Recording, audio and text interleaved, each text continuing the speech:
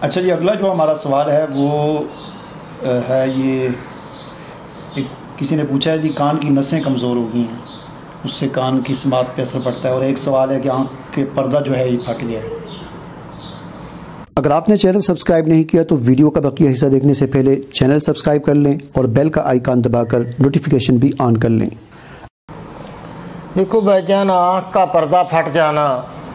اور کان کی نسیں ایک بھائی نے بولا کہ کمزور ہو گئی ہیں، تو یہ بھی تحریک کے بغیر ممکن نہیں ہے کہ بندے کی کس تحریک میں نسیں کمزور ہو گئی ہیں، پردہ کیوں پھٹ گیا ہے، پھٹنے کی وجہ کیا ہے، اس کے پیچھے کون سا پریشر ہے، گرمی خشکی کا پریشر بڑھ گیا تو اس پریشر کو ریلیز کیا جائے، بلڈ پریشر زیادہ ہے تو بلڈ پریشر کو ریلیز کیا جائے۔ یہ بھی حکمت جو ہے نا جی، ہماری حکمت، یہ ایسی جو لا علاج یا بے پہچان بیماریاں ہیں تو نبض دیکھ کر، تحریک دیکھ کر آسانی سے علاج ہو سکتا ہے۔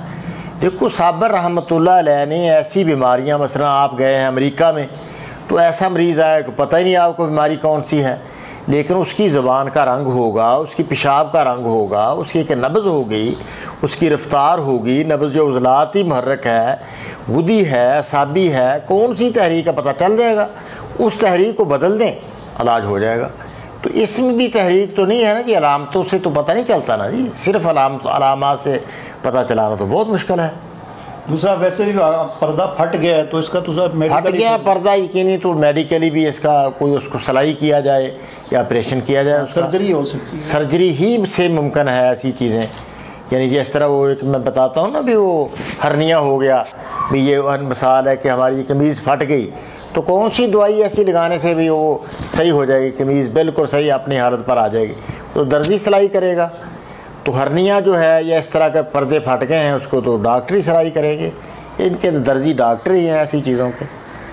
اگلا جو سوال ہے وہ ہے جی، ایک طالب علم ہیں بیرون ملک میں پڑھتے ہیں، انہوں نے کہا جی میں بیرون ملک میں ہوتا ہوں تو کوئی ہاسٹل وغیرہ میں رہتے ہیں تو کہتے ہیں نیند کی بہت کمی ہے، نیند نہیں آتی۔ نیند کی کمی بھائی جان، دیکھو وہاں جو ہے نا جی، ان ملکوں میں، بیرون ملکوں میں ہمارے بچے جاتے ہیں،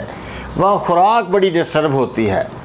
وہ ایک بندہ ہمارا یہ باوا نگر سے گیا تو بہت بالکل خشک ہو گیا، کافی وزن 1.5 من وزن کم ہو گیا، میری جیسی عمر کا بندہ تھا۔ میں نے پوچھا بھائی بھی کیا آپ کو ہوا؟ کہنے لگا بھی وہاں بھائی کھانا ہے نا خود تیار کرنا پڑتا ہے، ہماری عادت ہے زندگی بھر ہم نے پکا پکایا لیا ہے، ہم نے تیار نہیں کیا کرنا آتا، وہ چائے پینی ہے تو خود پیو، تو سٹائل بدل جاتا ہے وہاں ہماری زندگی کا، کوئی برگر ٹائپ یا ایسی کوئی چیزیں بنی بنائی چیزیں کھانی، تو اس میں خشکی آ جاتی ہے بہت زیادہ۔ تو خشکی کا علاج کیا جائے، یعنی خشکی کا علاج کے لیے آئل ہے، کوکنگ آئل، یہ استعمال کیا جائے، گائے کا گھی یا کوئی ایسی اس میں، چلو کوکنگ آئل ہی کوئی ایسی چیز اس میں ذرا تری دی جائے۔ اس میں مغز کدو بہت بہتر ہے، سومینہ ہمارا، مختلف مغز لے لیں، مغز کدو، مغز یعنی بادام، اس طرح کی چیزیں لے کر بنایا سومینہ لے لیں، لے جائیں ادھر سے لے جائیں سومینہ ہم درد والوں کا، تو وہ کھانے سے بہت بہتری آتی ہے۔ ویسے 2 طرح کے مغز لے لیں، مغز بادام اور مغز کدو، تو اس کو ایک چمچی آپ یعنی صبح شام کھائیں، چند دن میں نیند انشاءاللہ بحال ہو جائے گی۔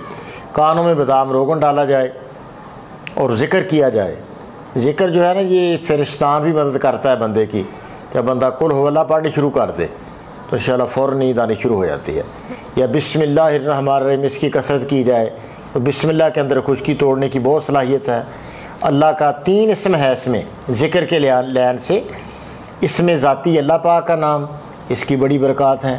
و تبارک اسمہ کا، اللہ کا نام ہے ہی برکت والا، تو اس برکت سے بھی نیند آئے گی۔